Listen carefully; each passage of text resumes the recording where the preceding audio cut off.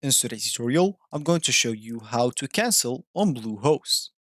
So the first thing this we'd like to do, of course, is just go and open whatever browser you're going to use to follow this tutorial steps with. Here in my case, I'm actually using Brave. But of course, in your case, you can use any other browser could be possibly working for you. Once you open that browser, make sure to go into this URL section and simply type bluehost.com and hit the enter button, which will actually take you into this page, which is going to be your home screen or your main screen on the Bluehost website.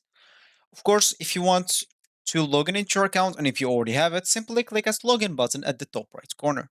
And if you don't have an account, you'll have to click at get started or simply because this choice will get you to choose a plan and it's going to be a bit expensive because you will have to commit with them for 1 year. You can simply just go and buy your own domain by clicking at this domains option right here. And of course, it will take you to the page that will give you the opportunity to buy your domain from, and from there you can start and create your account with that way also. So for me, I'm just going to click at login, which will log in into my account directly because I already logged in into my account in this PC. And this is going to be my screen once I logged in into my account. So as we said in the beginning of this tutorial, is we would like to show you how to cancel on Bluehost.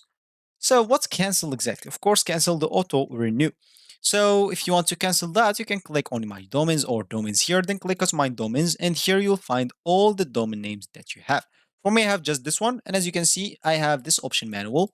That means I'm actually canceling my auto renewal, and I can the only one who can renew it again manually. So you can simply click on renew now if you want to let it auto again, or you can click on manage if you have it auto and you want to turn it off. And from here, as you can see on this renewal, make sure to turn this auto renewal domain off.